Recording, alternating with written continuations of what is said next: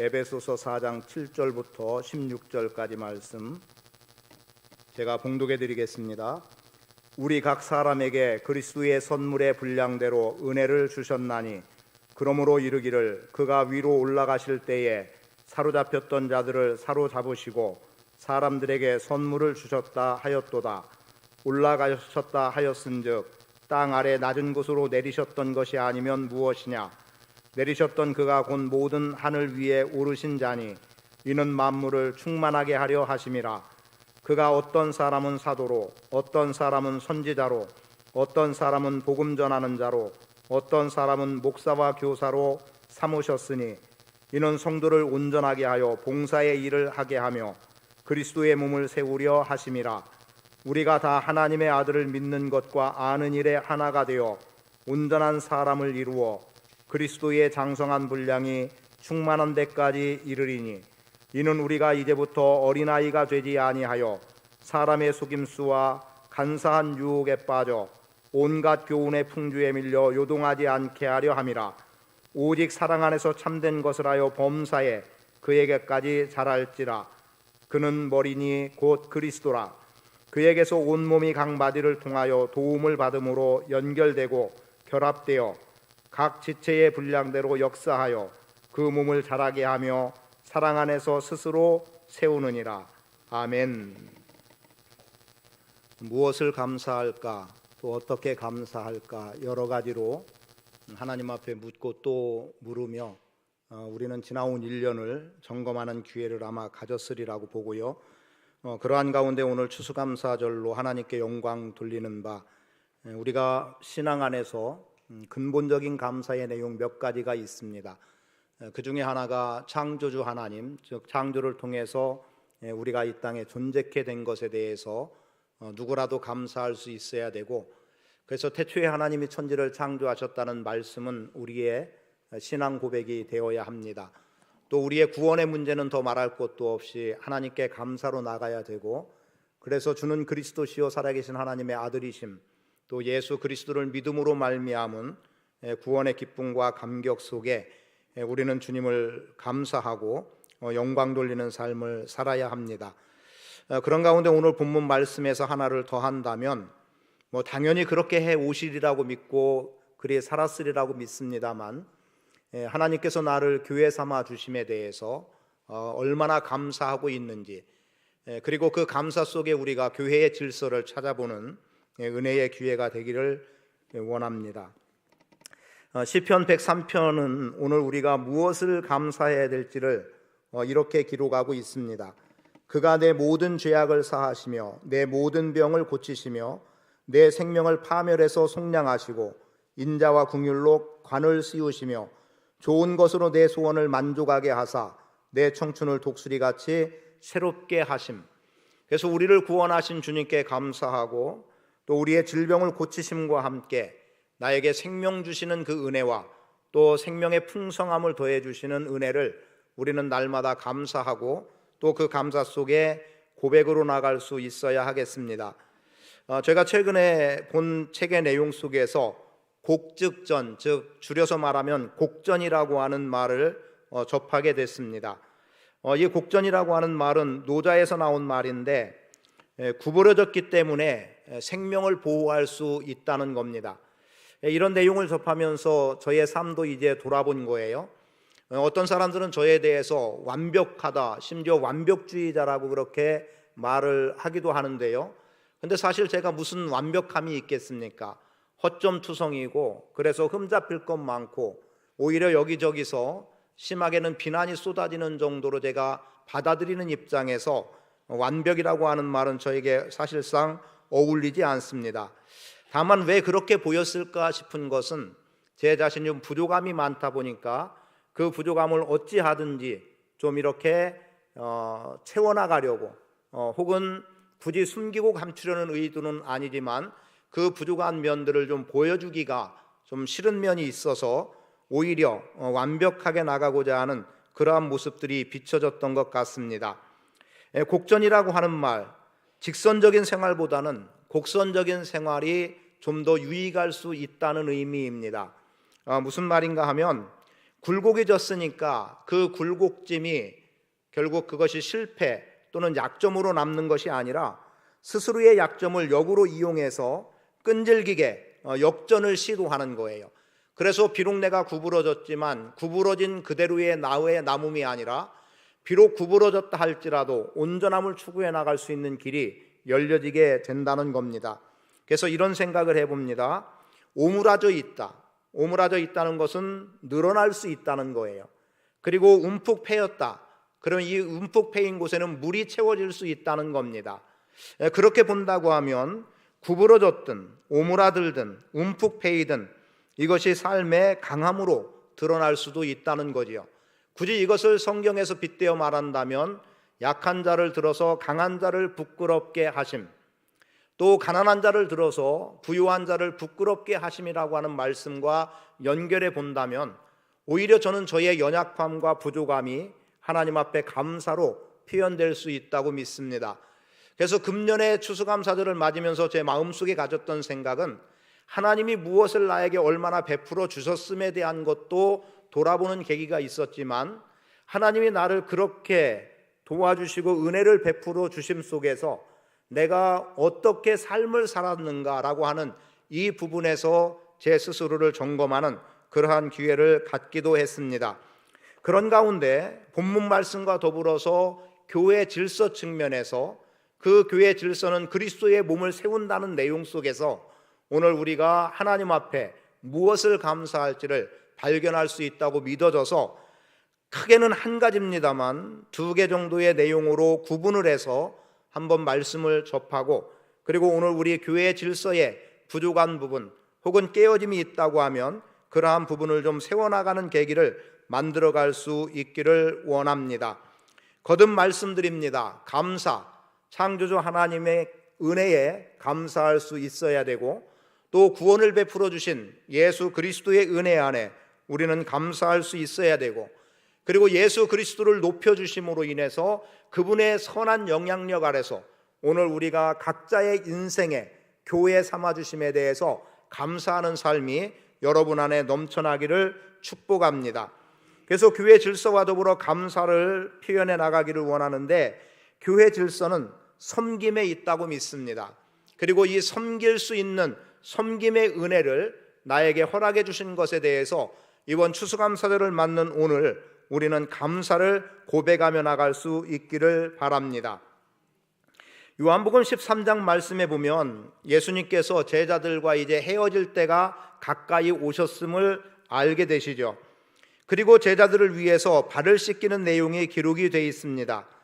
예수님께서 제자들을 떠날 때가 가까웠다는 것은 곧 예수님이 십자가에 못 박혀 죽으시고 부활하신 후에 승천하시는 내용입니다. 오늘 말씀은 그러한 부분을 이렇게 표현하고 있습니다.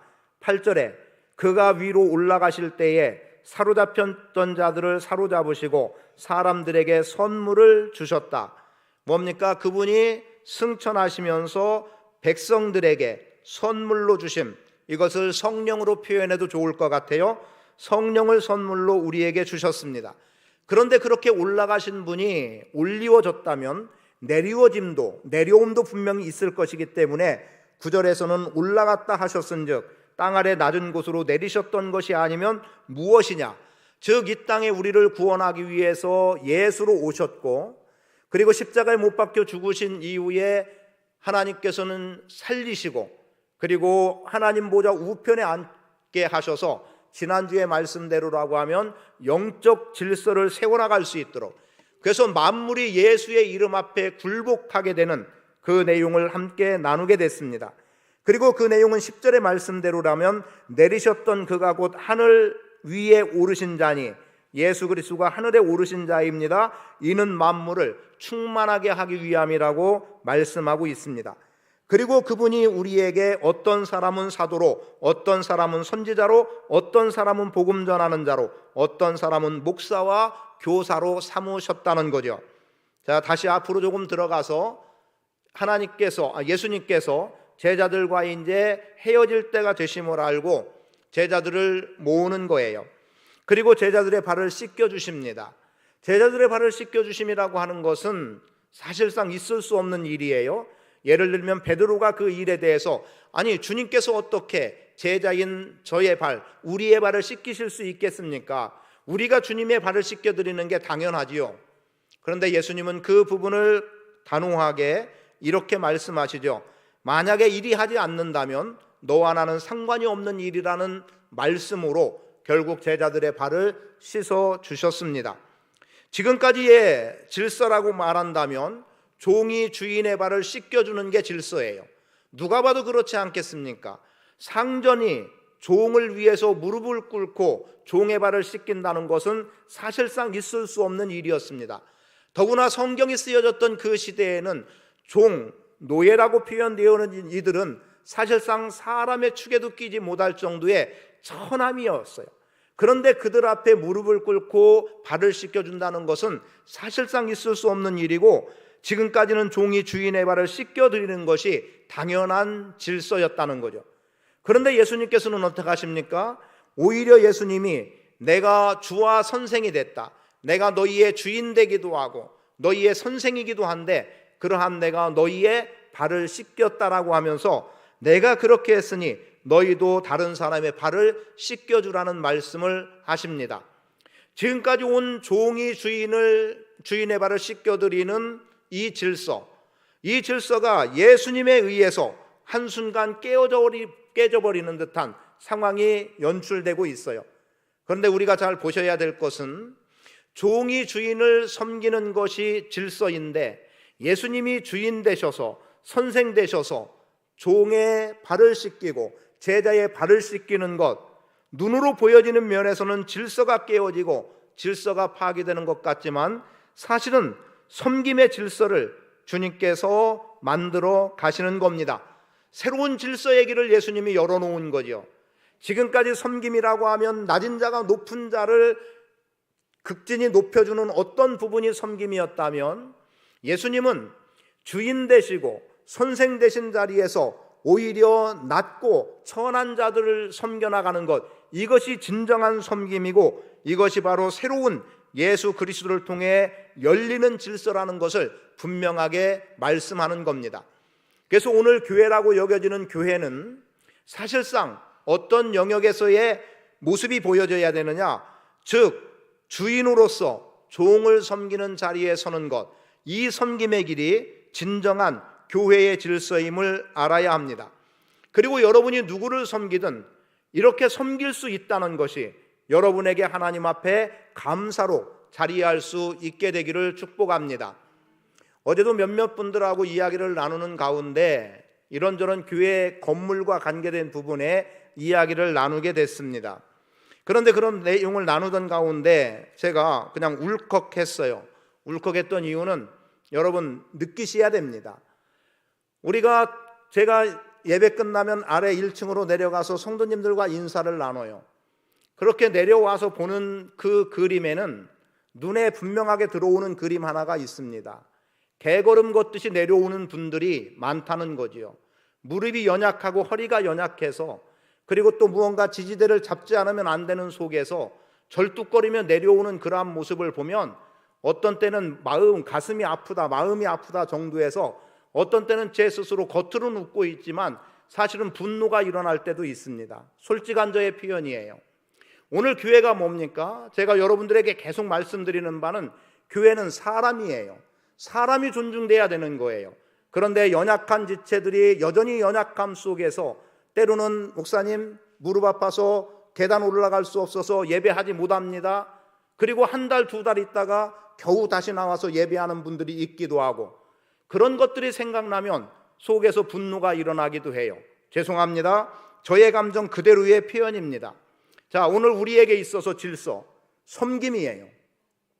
내가 이만한 자리에 있으니까 아랫사람 누군가가 나를 섬겨줘야 된다가 아니라, 나에게 이러한 대접을 해야 된다가 아니라, 이만한 자리에 있는 사람이 아래로 내려가서 연약한 자들을 위해서 무릎을 꿇을 수 있어야 되고, 그들을 세워주기 위해서 아래로 내려가서 그 아래에 있는 사람들을 높여주는 삶의 태도는 우리 안에 대단히 중요한 모습이라는 것을 우리는 기억해야 합니다.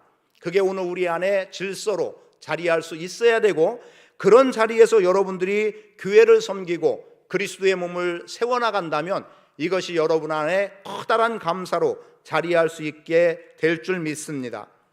아마도 제 기억에 개척한 해일 것 같아요. 제가 개척을 했던 해인 것 같은데 선배가 저한테 어떤 얘기도 하지 않고 어느 날 전화가 왔어요. 지금 온누리교회 세미나에 등록해 놨으니까 감옥사 다 제쳐놓고 와서 세미나 참석을 해. 이렇게 전화 한마디 하고 끊었어요. 제가 어떤 말을 할 기회 틈도 주지 않고 그냥 날짜만 딱 알려주고 등록해 놨으니까 참석해라. 그래서 가게 됐습니다. 가서 제가 첫 번째로 놀랐던 것이 하나 있었는데 그게 뭐였냐면 처음에 들어가는 입구에서부터 아주 밝게 안내하는 사람들의 모습이었습니다. 주차장에 주차 질서를 세워나가는 사람들의 모습이었어요. 그런데 그분들이 서로 호칭을 부르는 속에서 제가 깜짝 놀란 거예요. 다 그 자리에 있었던 분들은 장로님들이었어요. 교회 장로님들이 주차장에서 주차 요원이 돼서 그래서 차량 주차하는 것을 돕는 일을 하고 있더라는 거죠. 그래서 온누리교회 하용조 목사님이 목회할 시대인데 그때 처음으로 제가 교회의 아름다운 모습을 보게 됐죠. 그리고 그분의 가르침 말씀 속에 많은 것들을 도전받고 그 영향을 제가 많이 받기도 했습니다만 그 중에 하나 제가 잊지 못하는 표현 하나가 있습니다. 그게 뭐냐면 교회에 와서 벽이라도 한번 만지고 가라는 거였어요. 빨간 벽돌로 세워진 커다란 건물입니다. 그런데 와서 할 일 없으면 건물의 벽이라도 한번 만지고 가라는 거예요. 그게 교회에 대한 사랑인 겁니다.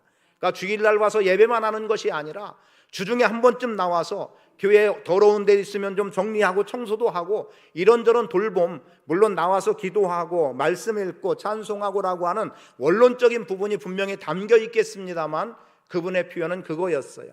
그때 세미나의 주제가 리더십이었습니다. 리더십에 관한 거였기 때문이었는지 몰라도 그런 표현을 하면서 벽을 한번 만지고 가는 것, 그런 표현을 하더라고요.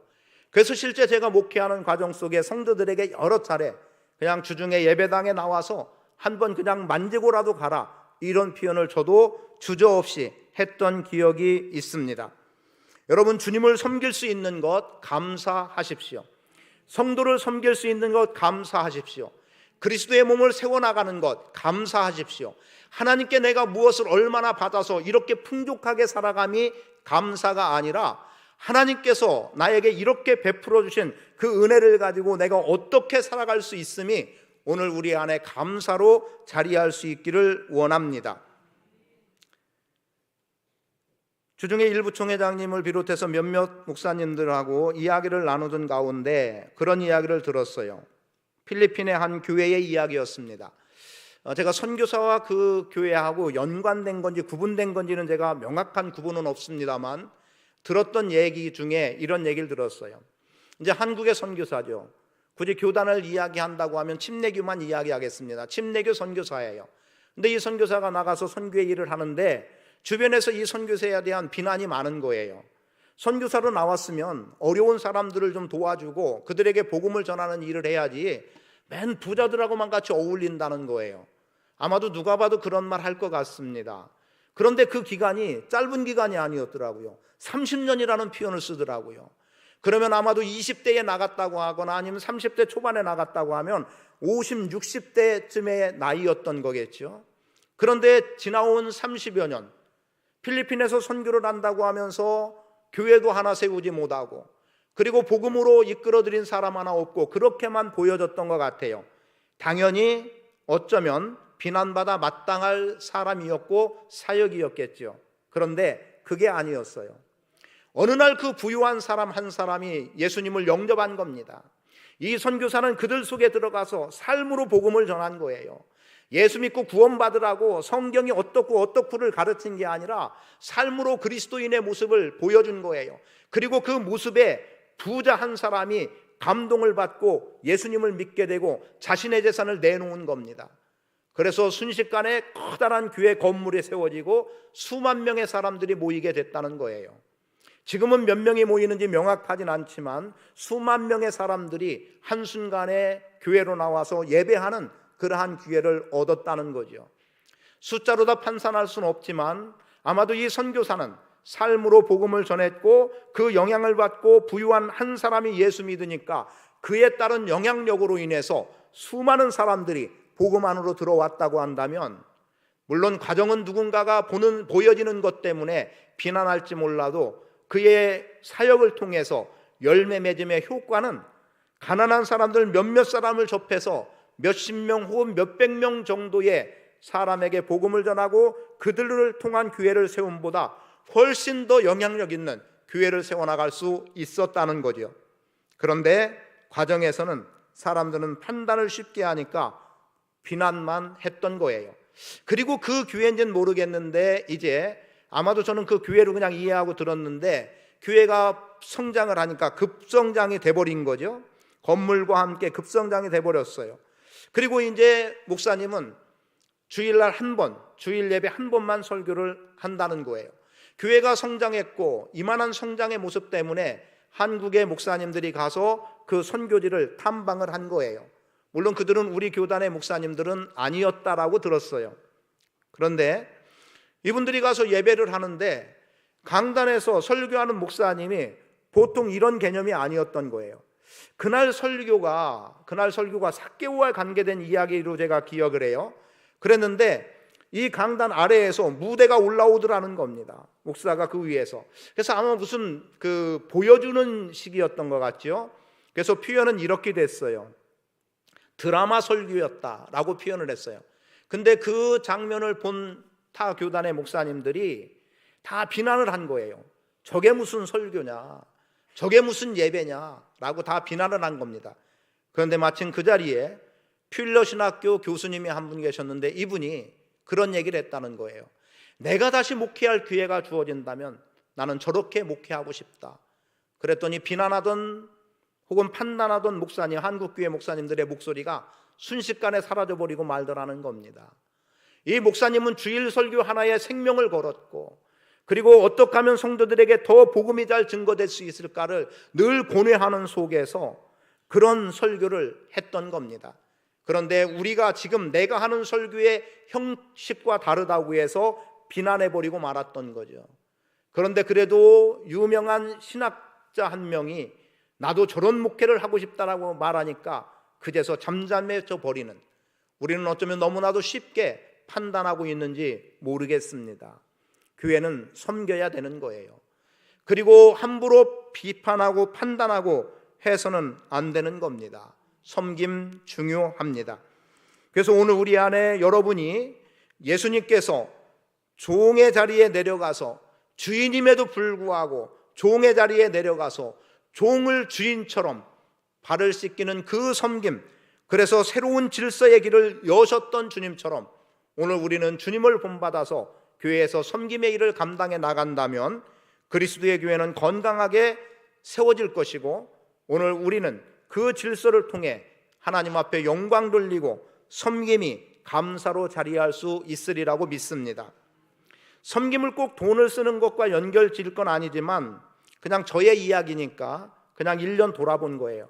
그랬더니 제가 생각하기 어려울 만큼의 많은 것들을 나눴더라고요. 작게는 가장 최근에 제가 어쩌다가 TV에서 홈쇼핑 채널을 넘기게 됐어요. 사실은 위에 좀 따뜻한 옷이 하나 좀 필요하다는 생각이 들어서 편하게 입을 수 있는 티를 하나 좀 사야 되겠다는 생각을 마침 하던 차였는데, 그런데 요일별로 입는다고 5가지 색깔의 옷을 판매하는데, 그런데 대략 5만 원 정도의 금액이 되더라고요. 그래서 5장에 5만 원이면 비싼 건 아닌 것 같아요.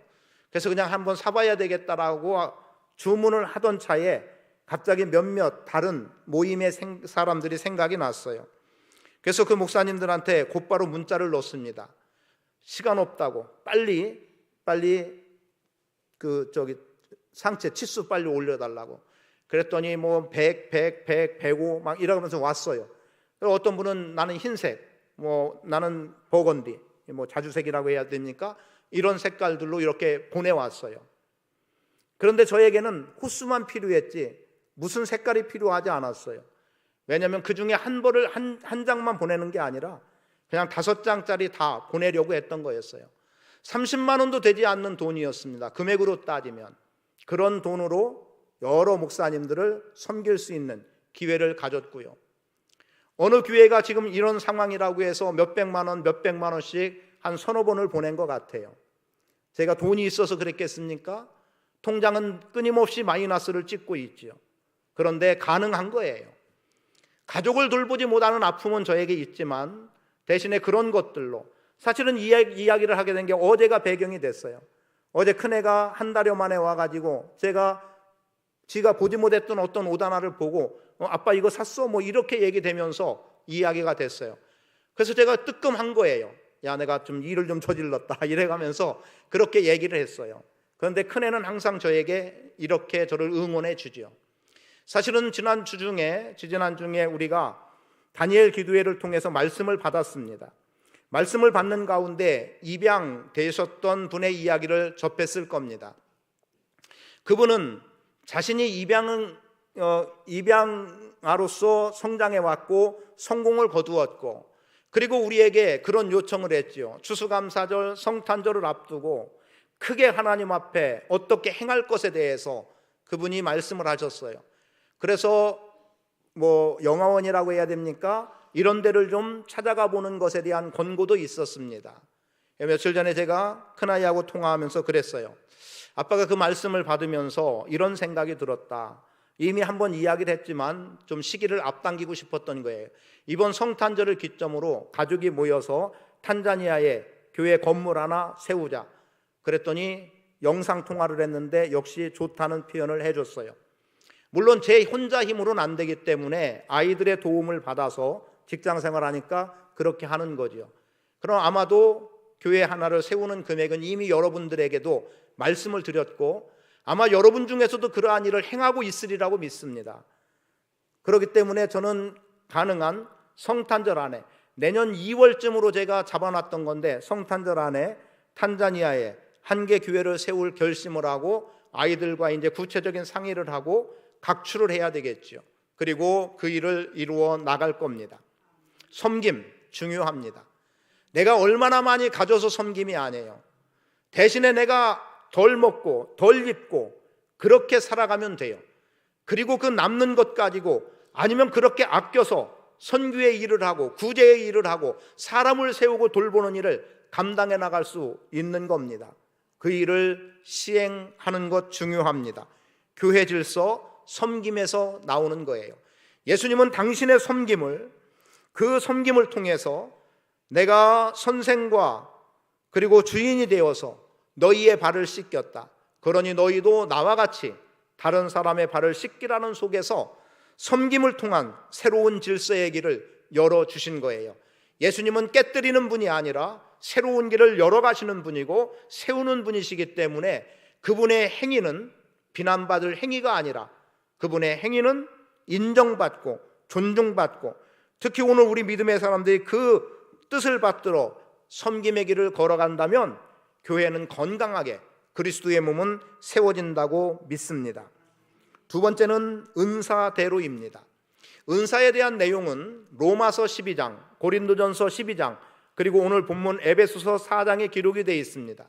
그 가운데 고린도전서 12장은 이렇게 표현합니다. 은사는 여러 가지나, 그리고 직분은 여러 가지나, 사역은 여러 가지나, 성령은 같고 주는 같고 하나님은 같고.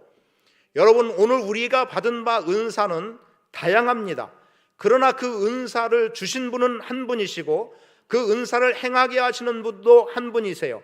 그걸 굳이 구분한다면 은사를 주시는 분이 하나님이라면 은사를 행하게 하시는 분은 성령이심을 분명하게 우리에게 말씀하고 있습니다. 로마서 12장에서는 하나님께서 우리에게 믿음의 분량대로 은사를 주셨다고 말씀합니다. 그리고 고린도전서 12장에서는 오늘 우리가 성령 안에서 하나 된 가운데 그 일을 이루어 나간다고 말씀하고 있습니다. 그리고 본문은 그 하나됨이라고 하는 그 하나됨을 통해서 오늘 우리로 하여금 그리스도의 몸을 건강하게 세워나감을 말씀하고 있습니다. 그래서 13절 말씀 보세요. 우리가 다 하나님의 아들을 믿는 것과 아는 일에 하나가 되어 온전한 사람을 이루어 그리스도의 장성한 분량이 충만한 데까지 이르리니 이렇게 말씀하고 있죠. 여러분, 하나님의 아들을 믿는 것과 아는 일에 하나가 된다라고 말하고 있어요. 하나가 된다고 해서 획일적인 통일된 것을 말하는 게 아닙니다. 너나 나나 다를 바 없는 똑같음을 이야기하는 것이 아니라 각각의 다름과 다름이 서로 연결되고 연결되어져서 온전한 하나를 이루어 나가는 것을 말하는 거예요. 그리스도의 몸은 그런 겁니다. 만약에 여러분 모두에게 저에게 주어진 은사가 여러분 모두에게, 그래서 우리 모두는 다 목사가 똑같은 은사를 받았다, 그럼 다 목사해야 되죠. 안 그러겠습니까? 다 다름이에요. 그런데 그 다름이 얼마나 소중하냐면 그것은 성령이 행하게 하시고 하나님이 주신 거라는 거예요. 하나님이 주셨다고 분명하게 로마서 12장 3절은 이렇게 기록합니다.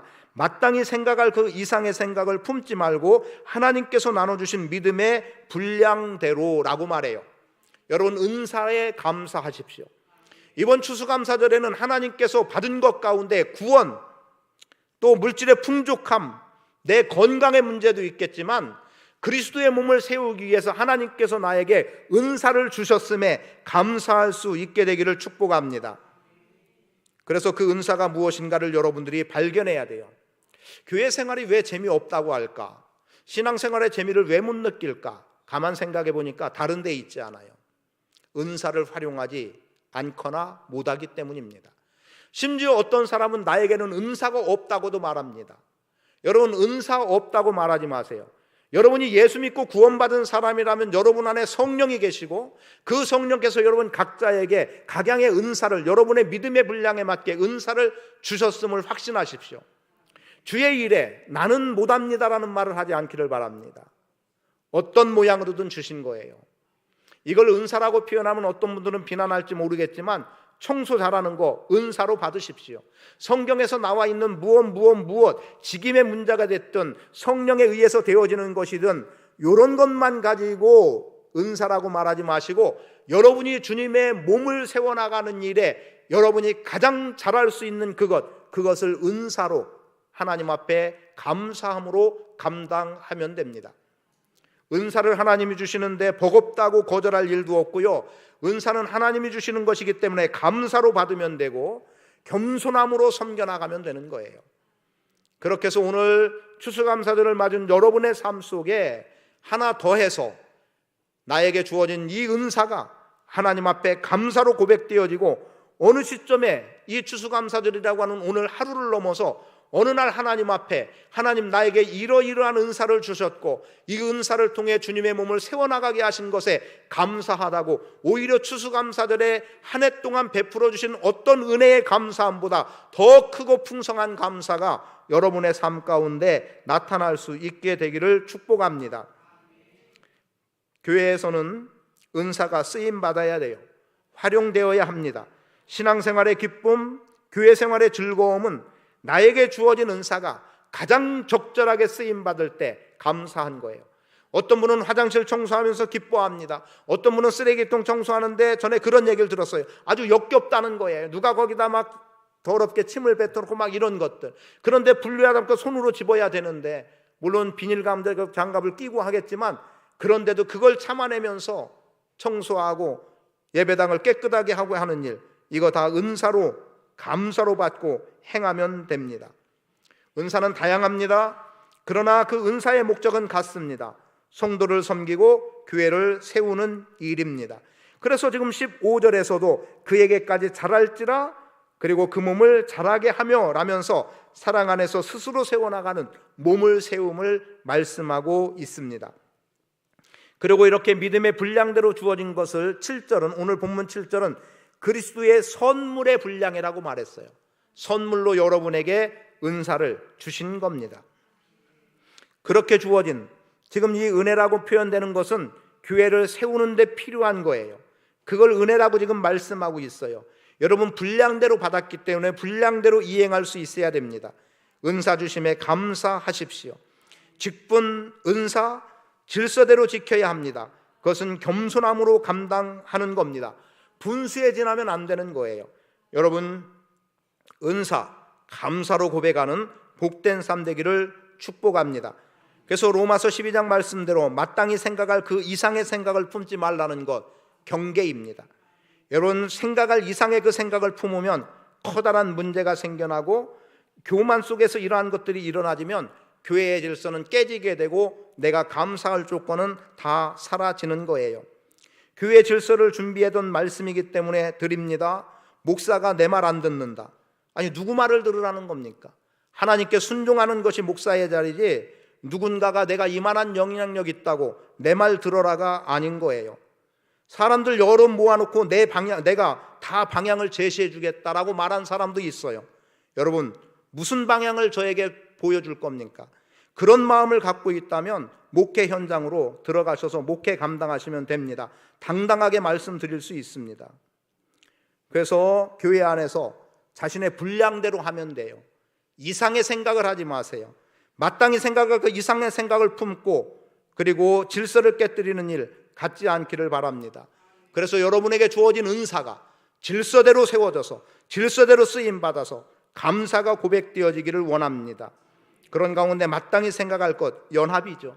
교회의 질서는 연합에서 일어나는 겁니다. 지체의 연합 속에 한 몸을 이루는 거예요. 여러분, 아까 굴곡진 것을 이야기했어요. 곡전이라는 말을 썼습니다. 그 굴곡진 것이 있을 때, 굴곡졌다고 좋다는 의미 아니에요. 다 괜찮다는 건 아닙니다. 물론 곧으면 더 좋겠죠. 그러나 굴곡이 져서 내가 쓰임 받지 못할 것 같지만 쓰임 받는 것. 며칠 전에 강사님 통해서는 그리스도로 옷 입음과 함께 그 법궤를 만드는 아카시아 나무, 굴곡진 거기에 뭐예요? 금으로 입히고, 그래서 쓸만한 것으로 만들어 나가는, 여러분이 굴곡지어서 아니면 움푹 패인 것이 많다면 그 움푹 패인 것에 주님의 손길이, 주님의 도움이, 주님의 은혜가 여러분 굴곡진 만큼, 그리고 여러분 안에 패인 만큼 채워진다면, 오히려 평평해서 아무것도 받을 게 없다면, 움푹 패여서 주님의 은혜를 많이 받을 수 있다고 한다면 그것 또한 은혜임을 믿습니다. 그래서 서로가 연합해 나가는 삶의 태도 필요하고, 그래서 연합하려면 서로를 인정해야 돼요. 판단해서는 안 됩니다. 비난해서는 안 됩니다. 그건 결국은 성령을 거스리는 일이에요. 왜냐하면 말씀 그대로 성령이 오늘 우리로 하여금 일하게 하시기 때문에 그렇습니다. 이제 말씀을 정리합니다. 은사의 목적 분명합니다. 그리스도의 몸을 세우는 겁니다. 교회 질서, 그리스도의 몸을 세움에 있습니다. 그리고 성령 안에서 행해야 됩니다. 감사함으로 받고 겸손함으로 감당하면 됩니다. 믿음의 분량대로 주어졌기 때문에 그 분량을 행하시면 됩니다. 그리고 이러한 모든 일을 통해서 그리스도의 몸을 세워나가고 그리스도를 닮아가는 삶을 살아갈 수 있게 되기를 축복합니다. 교회 질서 회복시키는 가운데, 회복되는 가운데 우리가 풍성하게 감사할 수 있기 원하는 것은 성도 사랑으로 대하면서 교회 질서를 회복시키십시오. 그리고 사랑의 표현은 섬김에 있음을 알고 섬김을 통해서 교회 질서 회복시키십시오. 그리고 이 섬김은 믿음의 분량대로 되어지는 겁니다. 내가 얼마나 많이 하고 적게 하고의 문제가 아닙니다. 누군가가 판단할 일도 아닙니다. 내가 이만큼의 은혜를 받고 내가 이만큼의 은사를 받았다면 그대로 행하시면 됩니다. 그래서 각자 자리에서 사명 감당함을 통해서 신앙생활의 즐거움, 교회 생활의 기쁨을 얻을 수 있기를 축복하고, 그 속에서 감사가 넘쳐남을 체험하고 맛보고 사는 복된 성도 되시기를 축복합니다. 이 감사절에 섬길 수 있음에 감사하시고, 그리고 은사를 어떻게 활용하고 감당해 나갈 것에 대한 고민도 하시고 기도도 하시고, 그 속에서 감사가 풍성하게 나타날 수 있게 되기를 축복합니다. 여러분 가진 것, 그것이 물질이든 배움이든 건강이든, 이것이 연약한 지체들을 위해서 쓰임받도록 힘쓰시기 바라고, 연약한 지체들을 위해서 기꺼이 내려놓을 수 있게 되기를 축복합니다. 여러분에게 경제적인 생활을 저처럼 하라고 말씀드리지는 못하겠습니다. 제가 많은 가진 것도 아니고, 그리고 많이 하는 것도 아니고, 부족한 중에 하기 때문에 많은 것처럼 비춰질 수도 있겠지만 그거는 저의 삶이고 저의 몫이에요. 그걸 여러분에게 요구하진 않습니다. 그러나 여러분이 할 수 있는 범위는 어쩌면 저보다 훨씬 더 뛰어날 수 있는데, 그 범주를 훨씬 넘어설 수 있는데, 오늘 우리가 얼마나 섬김과 은사에 따라 사명을 감당할지를 주님께 묻고 주님께서 말씀해 주시는 대로 행해 나간다면 여러분이 교회의 몸을 그리스도의 몸을 기꺼이 세우는 자가 될 것이고 그 속에서 기쁨과 감사가 풍성하게 넘쳐날 줄 믿습니다. 이 시간 우리 잠시 감사의 기도를 드리기 바랍니다. 여러분, 하나님이 여러분에게 어떻게 베풀어 주셨음에 대한 감사 필요합니다만, 내가 누구를 어떻게 섬길 수 있는 것에, 그리고 또 내게 주신 은사를 어떻게 활용할 수 있음에 감사할 수 있는 그 고백을 주님께 드리고, 못했다면 이제라도 행하면 되고요, 할 수 있음을 고백할 수 있기를 바랍니다. 기도합니다. 아버지 하나님, 고맙습니다. 연약합니다. 부족합니다. 그래서 주님이 채워주시는 힘으로 감당할 수 있고 주님의 위로 속에서 사명 감당할 수 있습니다. 아버지, 넉넉하기 때문이 아닙니다. 많이 가져서도 아닙니다. 또 건강해서도 아닙니다. 남보다 나아서도 아닙니다. 부족합니다. 연약합니다. 죽었습니다. 굴곡졌습니다. 움푹 패여버리고 말았습니다. 오므라들었습니다. 그래서 늘어날 가능성이 있고, 그래서 주님의 은혜를 채울 수 있습니다. 그런 속에서 주의 일 감당해 나가도록 아버지 하나님 큰 은혜로 함께 하시고 능력으로 역사해 주옵소서. 주님 뜻 이루며 살아갈 수 있는 은혜의 풍성함 넉넉하게 경험되도록 아버지 하나님께서 역사하시고 영광 나타내 주옵소서. 감사드리며 예수 그리스도의 이름으로 기도합니다.